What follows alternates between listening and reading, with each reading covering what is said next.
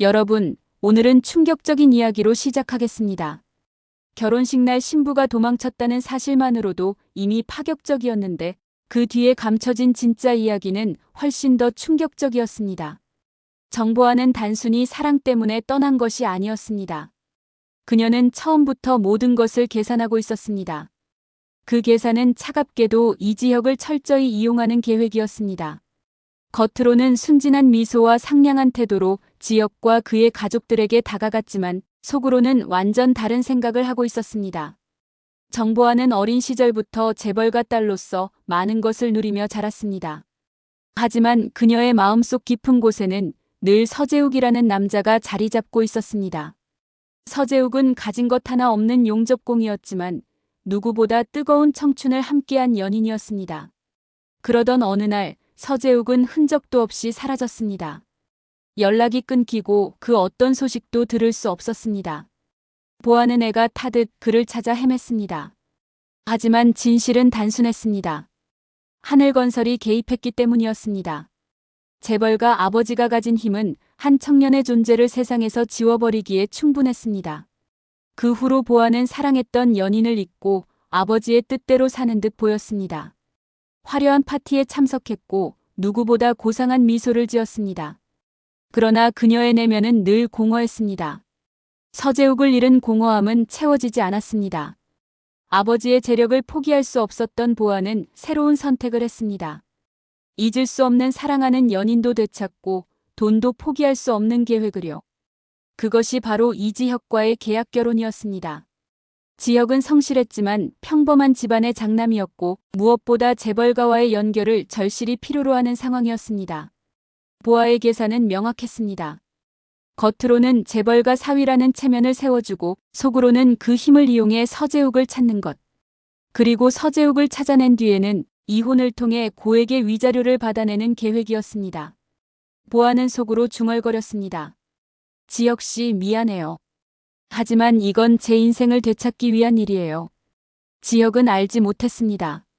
자신이 단순한 결혼 상대가 아니라 거대한 계획 속에서 하나의 도구가 되고 있다는 사실을요. 결혼식 날 아침은 화려했습니다. 예식장은 장식으로 가득했고 양가 친척들과 손님들은 북적였습니다. 하객들의 눈빛에는 기대와 호기심이 섞여 있었습니다. 모두가 오늘을 축복의 날로 기억할 거라 믿고 있었습니다. 하지만 그 순간 보아의 휴대전화가 울렸습니다. 호주에서 신혼여행 중이던 친구가 보낸 문자였습니다. 보아야, 나 멜번인데 혹시 이 사람 서재욱 맞지? 사진 속에는 작업복을 입고 용접을 하는 한 남자의 모습이 있었습니다. 땀에 젖은 얼굴, 강한 눈빛. 그 얼굴은 보아가 결코 잊을 수 없는 사람이었습니다. 바로 서재욱이었습니다. 보아의 심장은 무너져 내렸습니다. 그동안 애타게 찾던 남자가 멀리 호주에서 살아있다는 사실은 그녀의 이성을 완전히 흔들어 버렸습니다. 원래의 계획은 지혁과 결혼을 먼저 하고 천천히 서재욱을 찾는 것이었습니다. 결혼을 완수하면 하늘건설의 힘을 활용해 서재욱을 다시 만날 수 있으리라 생각했습니다. 그러나 상황은 달라졌습니다. 지금 당장 그를 찾아야 한다는 생각이 그녀의 머리를 지배했습니다. 결국 보아는 신부 대기실에서 깊은 숨을 내쉬었습니다. 그리고 웨딩드레스를 입은 채 예식장을 빠져나갔습니다. 누구도 눈치채지 못할 만큼 재빠른 발걸음이었습니다. 잠시 후 예식장은 혼란에 빠졌습니다. 하객들은 웅성거렸고 지혁은 망연자실한 얼굴로 신부를 기다렸습니다. 그러나 신부는 끝내 나타나지 않았습니다. 사회자의 목소리는 떨렸습니다. 신부님이 아직 도착하지 않으셨습니다. 순간 예식장은 아수라장이 되었습니다. 양가 가족은 서로를 원망했고 하객들은 수군거렸습니다. 지혁은 얼굴이 하얗게 질려 무대 위에서 내려왔습니다. 그날 지혁은 모든 굴욕을 뒤집어 쓴 채 홀로 남겨졌습니다. 그는 신부에게 버림받은 사내가 되었고 가족의 체면마저 땅에 떨어뜨린 사람이 되어버렸습니다. 예식장을 빠져나온 보아는 택시에 몸을 숨기고 급히 휴대전화를 켰습니다. 그리고 떨리는 손가락으로 한 통의 문자를 보냈습니다. 미안해요. 나 그 사람한테 가요. 방금 전에 알았어요. 그 사람 어디 있는지. 미안해요, 이지혁 씨. 그 문자 한 통은 지역의 삶을 송두리째 흔들어버리는 것이었습니다. 그는 평생 기억에 남을 굴욕을 겪고 있었지만 보아는 그 순간에도 오직 서재욱만을 향해 달려가고 있었습니다. 그러나 이야기는 거기서 끝나지 않았습니다. 곧이어 지역의 휴대전화에 또 다른 메시지가 도착했습니다. 보상받아요. 많이 주실 거예요. 그 돈 꼭 챙기세요. 이 문장은 단순한 위로가 아니었습니다. 그것은 냉정한 지시였습니다. 하늘건설이 체면 때문에 거액의 위로금을 줄 것이 분명했고 지역이 그 돈을 받아내면 결국 그중 일부는 보아의 도피 자금으로 쓰일 예정이었습니다. 보아의 속내는 잔혹했습니다. 결혼식이 파탄난 사실조차 그녀의 계획 안에서는 문제되지 않았습니다. 중요한 것은 돈이었습니다. 하늘건설이 책임지고 내놓을 보상금, 그 돈이 그녀와 서재욱의 새로운 삶을 시작할 자금줄이었습니다. 보아는 차창 밖으로 스쳐 지나가는 풍경을 바라보며 속으로 중얼거렸습니다. 조금만 더 버텨요, 재욱 씨. 이제 곧 다시 만날 수 있어요. 돈도 곧 준비될 거예요. 지역은 이 모든 사실을 알지 못했습니다. 자신이 단순히 보아의 사랑을 위해 희생되는 재물이자 하늘건설의 체면을 위해 필요한 희생양일 뿐이라는 걸 상상조차 못했습니다. 결혼식이 산산이 무너진 그날 이후 지역의 삶은 끝없는 추락이었습니다.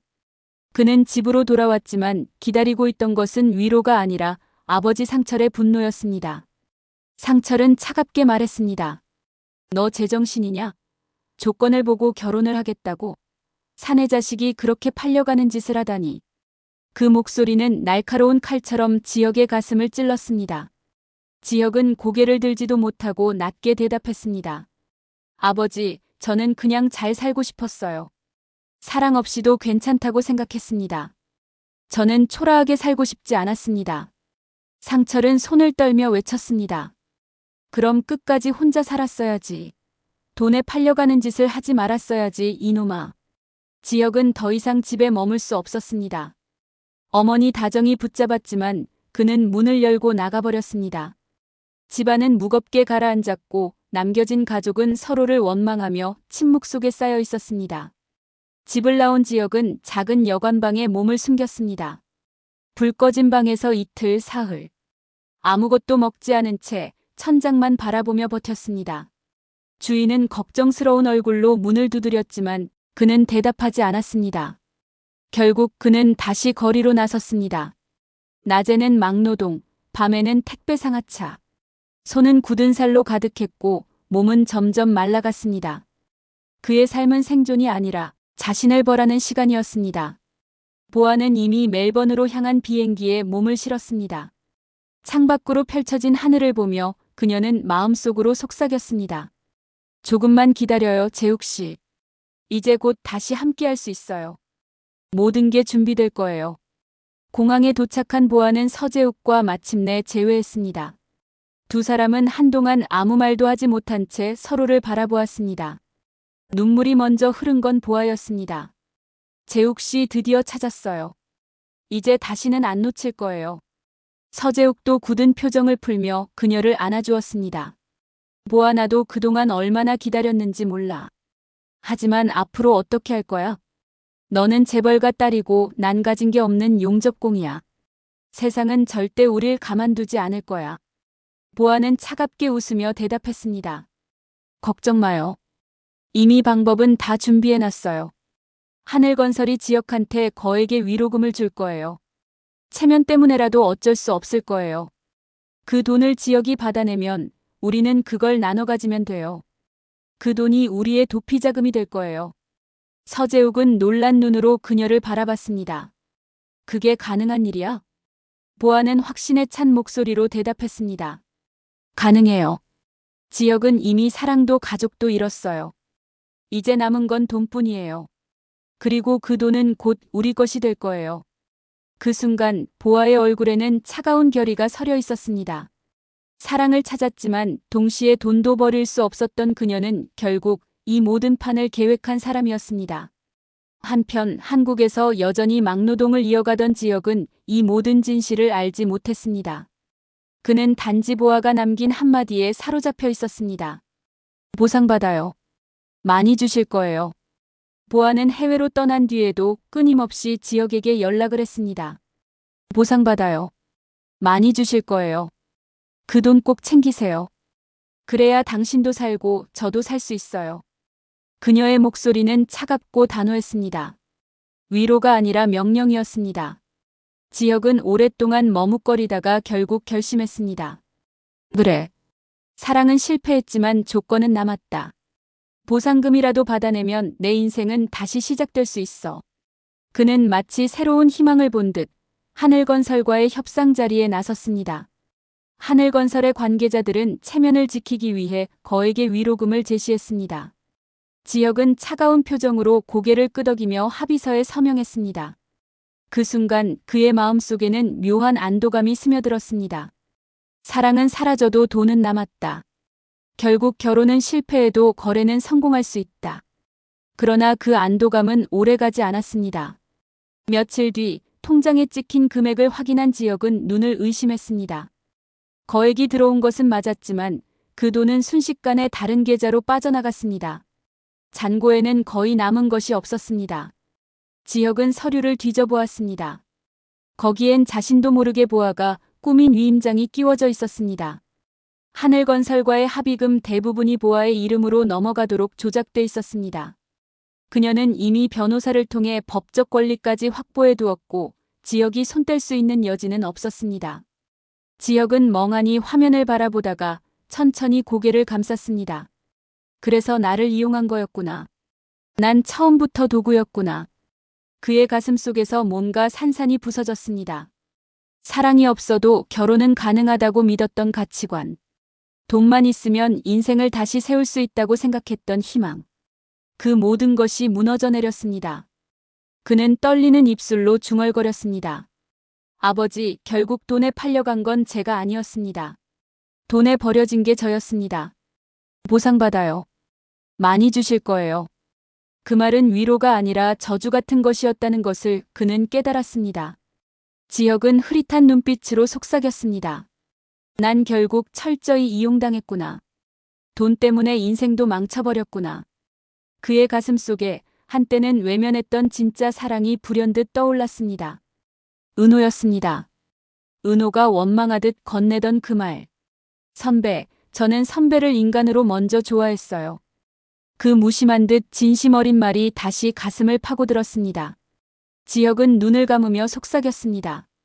사랑 없는 거래가 아니라 그때의 진심을 붙잡았어야 했는데. 남은 것은 공업뿐이었습니다. 돈도 조건도 거래도 이제는 아무 의미가 없었습니다. 그를 떠올리게 하는 건 오직 한 사람, 은호뿐이었습니다.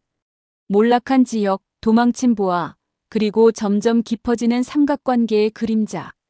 이 모든 이야기는 이제 새로운 폭풍으로 이어질 준비를 하고 있었습니다. 이들의 삼각관계는 앞으로 어떻게 진행이 될까요? 오늘도 시청해주셔서 감사합니다.